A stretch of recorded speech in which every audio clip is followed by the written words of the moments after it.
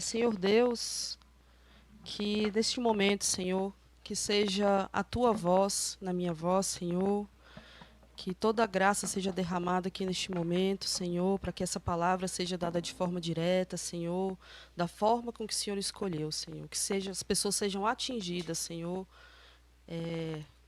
com as bênçãos liberadas, sobre a vida de todos aqui nesta noite, Senhor. Eu agradeço, em nome de Jesus. Amém.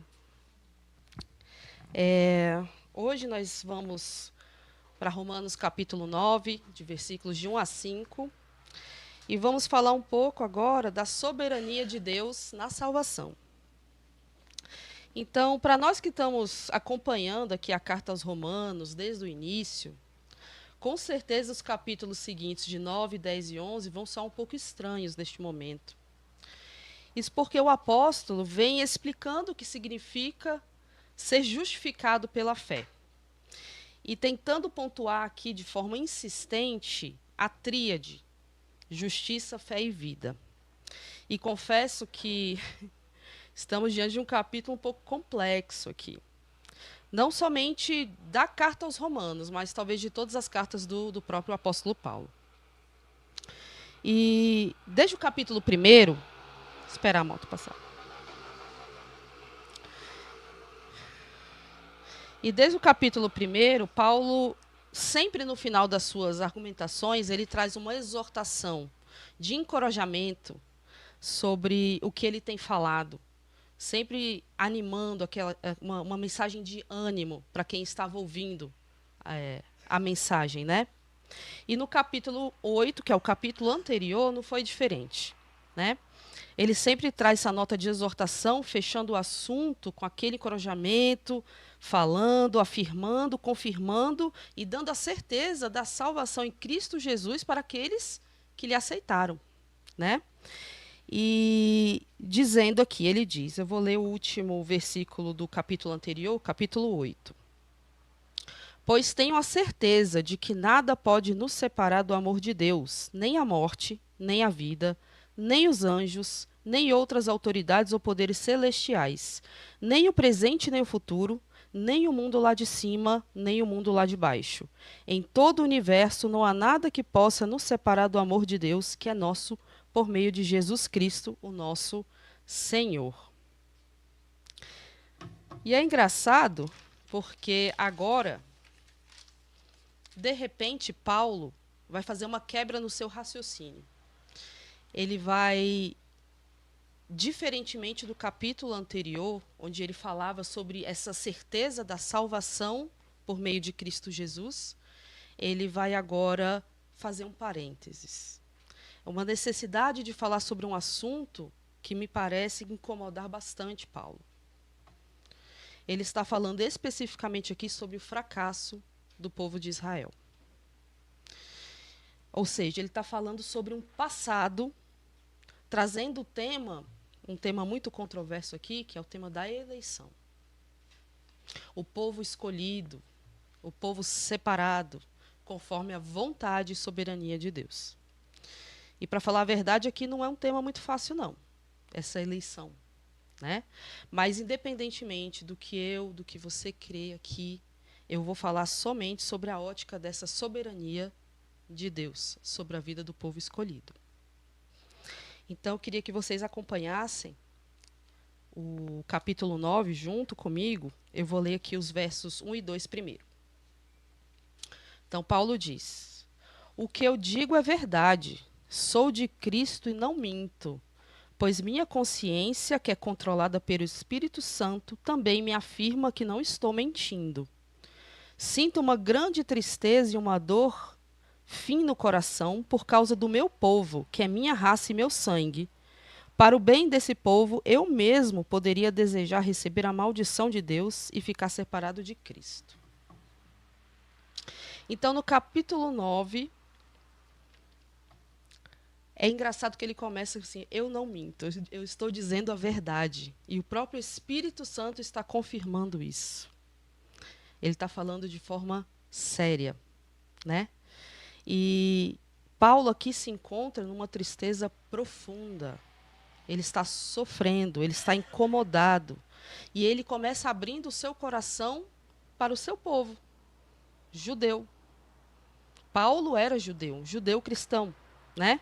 Então, ele começa a abrir o seu coração para o povo escolhido, do qual ele faz parte. E eu acho que ele está mostrando uma insatisfação aqui, uma angústia, diante de uma incredulidade dos seus compatriotas. Paulo, eu acho que ele não consegue compreender o porquê que o povo escolhido é incrédulo. E lá no versículo 3, novamente, ele fala: por causa do meu povo, que é a minha raça e meu sangue, para o bem desse povo, eu mesmo poderia desejar receber a maldição de Deus e ficar separado de Cristo. E diante dessa insatisfação, o apóstolo faz essa exposição totalmente espantosa, né? Ele está dizendo que preferiria ir para o inferno, ser condenado, do que ver o seu povo condenado e não para o céu. Eu fico imaginando o que Paulo estava sentindo naquele momento, de dizer que preferia ser condenado do que ver seu povo condenado. E é engraçado que lá em Filipenses, no capítulo 1, ele fala o contrário. Ele fala: eu preferia ficar por amor ao evangelho do que ir para o céu. Mas agora não. Ele preferia ser condenado, ser separado. Em algumas versões está anátema, rejeitado, separado de Deus para salvar o seu povo. E falando dessa forma, a gente até pode imaginar o que os próprios judeus estavam pensando de Paulo. A gente começa a imaginar assim, o que será que esse povo estava pensando dele, né? Falando uma coisa que chocou. Essa frase de eu prefiro ser condenado do que ver meu povo condenado, se colocando num lugar de sacrifício como Jesus, né? O filho foi dado em sacrifício, né? Então, o que Paulo estava querendo aqui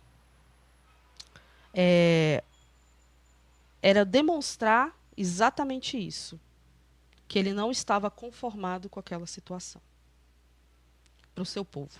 Ele queria entender, eu acho que Paulo estava tentando entender o que estava acontecendo. Nós vamos ver por quê aqui. Mas isso foi bastante comum na vida de Paulo, porque os próprios judeus, o seu próprio povo, também o condenou, também o julgou, né? Eu acho que na sua segunda prisão, eu acho que Paulo foi apontado justamente pelos seus próprios irmãos, seus próprios compatriotas. Mas Paulo não está traindo o seu povo, nem rejeitando a sua religião, quando ele diz com toda essa força o que ele está dizendo, né? Ele está em sofrimento. Ele está sofrendo pelo seu povo, porque o seu povo não está reconhecendo Jesus Cristo como seu Messias. E talvez o sofrimento aqui de Paulo seja muito parecido com o sofrimento, com a dor que Moisés sentiu quando disse: Senhor, poupe esse povo, senão eu risco o meu nome do livro que o Senhor escreveu. Porque quando Moisés olhou aquela situação, ele: eu não acredito. É inacreditável. Diante de tudo que o Senhor tem feito, o povo ainda se torna rebelde, né? Posso até comparar também essa angústia de Paulo com o que Davi sentiu quando perdeu seu filho Absalão. Porque nós estamos falando de uma dor, né? Uma dor verdadeira, uma empatia que se compadece com seus irmãos que se perdem, né? E Davi fala: meu filho Absalão, quem dera ter dado a minha vida por ti, né?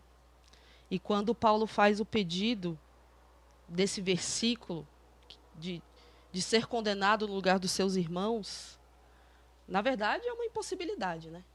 Isso não era possível, né? Porque ele mesmo disse que nada pode nos separar do amor de Cristo. No capítulo 8, ele deu essa certeza que nada, nem a morte, nem a vida e nem o universo inteiro poderia nos separar de Cristo, né? Mas ele desejaria que fosse assim, mesmo sendo impossível. Até porque salvação. A salvação ela é concedida gratuitamente, por meio de uma graça.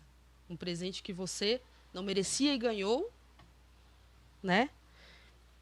Mas, uma vez ganhado, não se perde mais. Não se perde, né? Então, ainda que eu ou você queiramos fazer um sacrifício, a salvação cabe à soberania de Deus escolher por que Ele te salvou. Isso é uma escolha exclusiva do nosso Deus. Ele escolhe quem salva. Às vezes parece não ter uma lógica, né? Uma lógica talvez natural, né? O porquê que Deus escolhe a salvação. Mas isso cabe a Ele, né? Então, a nossa segurança, a minha segurança e a sua segurança da sua salvação é que está nas mãos de Deus. Porque só Ele conhece a verdade, só Ele conhece o seu coração, só Ele conhece a sua vida, a sua trajetória. Então, só Ele poderia lhe conceder tal feito, né? E vamos lá agora para o versículo 4. Que agora Paulo, diante da sua tristeza, que é mais evidente, eu acho que agora no capítulo 4 fica um pouco evidente essa mágoa, porque ele entende que é um povo escolhido, e esse povo escolhido possuía privilégios importantes, que se uma vez reconhecidos, o povo não estaria neste momento, né? Então ele fala no versículo 4: eles são o povo escolhido por Deus. Ele os tornou seus filhos e repartiu a sua glória com eles. Deus fez suas alianças com eles e lhes deu a lei, a verdadeira maneira de adorar as promessas, né? Então, que privilégios, é importante a gente falar sobre cada um deles aqui, eu vou falar sobre cada um, mas que privilégios são esses? Vamos lá. O primeiro, eles são o povo escolhido por Deus. Quem é o povo escolhido por Deus? São os israelitas. São os judeus, israelitas. Então, quem são eles? São os descendentes de Jacó. Jacó foram chamados de quem? Israel. Aquele povo fez parte, então, de uma descendência, de uma aliança. Então, foram separados e escolhidos em Jacó. Privilégio número 2. A deles pertencem à adoção, no sentido de que Israel foi separada dentre todas as nações presentes, pagãs. Foi escolhida para revelar a sua palavra e fazer cumprir essa palavra por meio de Jesus Cristo. Poderia ter sido qualquer uma outra, mas pela soberania de Deus ele escolheu Israel.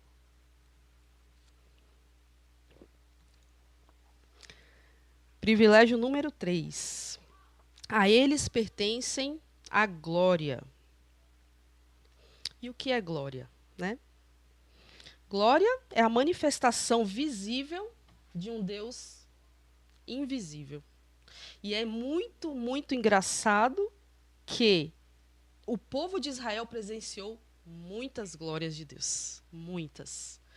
No tabernáculo, no Monte Sinai. O próprio Jesus Cristo, né? O seu sacrifício maior, ali, de absolvição sumária de todos nós. Né? E mesmo assim, diante de tantas manifestações da sarça ardente, de todas elas, o povo ainda não reconhecia Jesus Cristo, não reconhecia a glória de Deus. Outro privilégio, quarto privilégio, a eles pertencem as alianças no plural mesmo.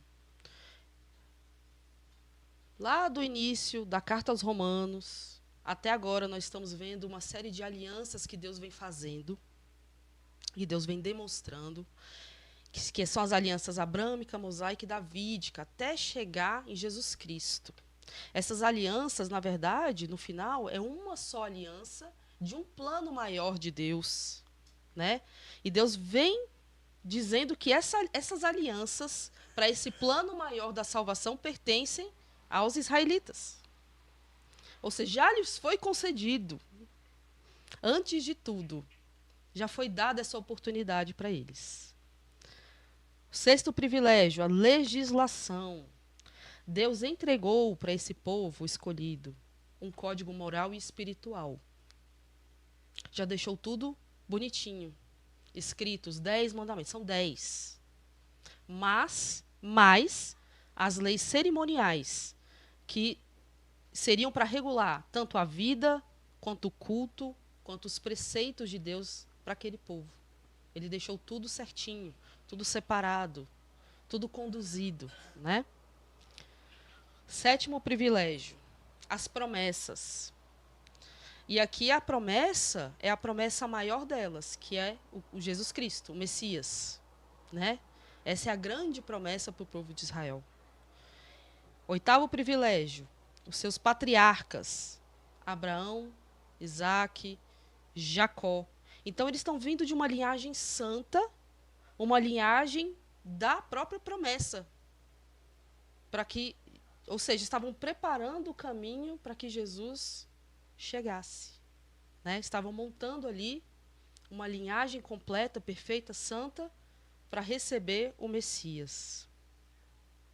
O nono privilégio, descendência de Cristo segundo a carne. Eu acho que esse é o maior privilégio. Jesus nasceu israelita.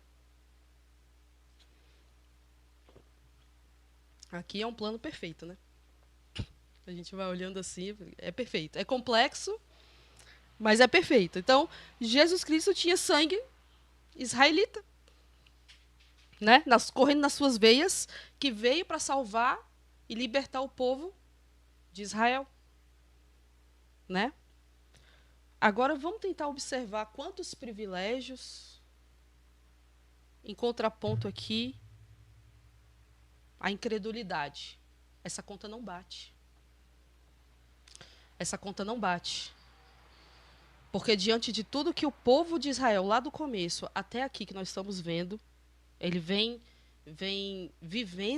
vivenciando junto, né, com seus profetas, né, com seus líderes, o que vem acontecendo, essa conta não bate. São tantos benefícios recebidos por Israel, e Paulo, profundamente entristecido diante da incredulidade, que apesar de tantos privilégios, esse povo ainda está rebelde em relação a Cristo. E isso nos faz pensar. Como a gente lida com as pessoas que estão rebeldes? O que a gente tem feito? Qual a importância que a gente tem dado?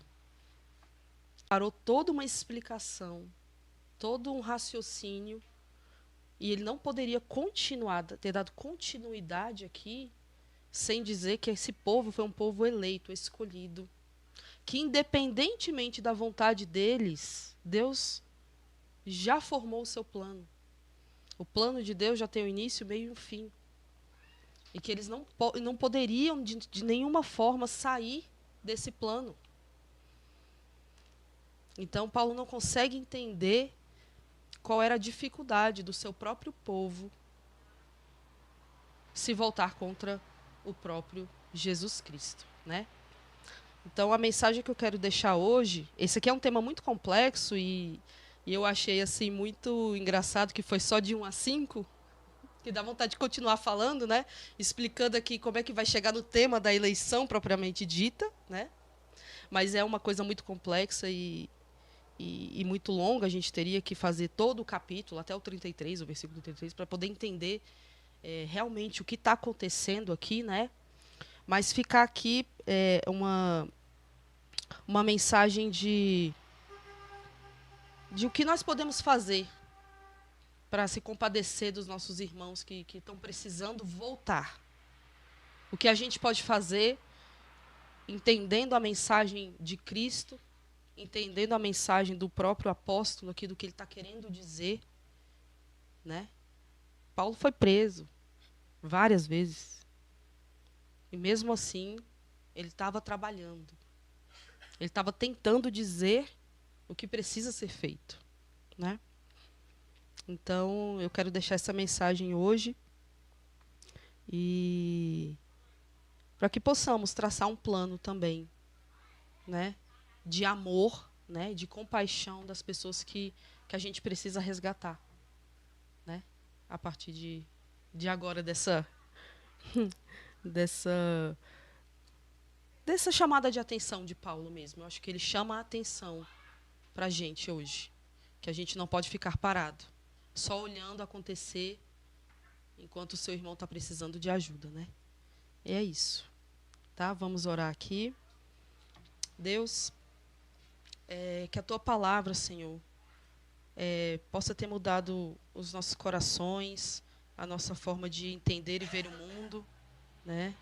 Que essa palavra de hoje, Senhor, tenha frutificado, Senhor, tenha surtido efeito, Senhor, nos nossos corações, que a partir de hoje a gente possa ajudar os nossos próximos, os nossos irmãos, da maneira correta, se compadecendo, Senhor. Muda o nosso coração, muda o nosso espírito, Senhor, para que possamos ser mais parecido contigo, meu Pai. Para que possamos agir conforme a tua vontade, Senhor. O que a palavra diz, que precisamos, Senhor, estar ali evangelizando, Senhor, em comunhão, congregando, Senhor, para que seja feita a tua vontade na minha vida e na vida de todos os nossos irmãos. Em nome de Jesus. Amém.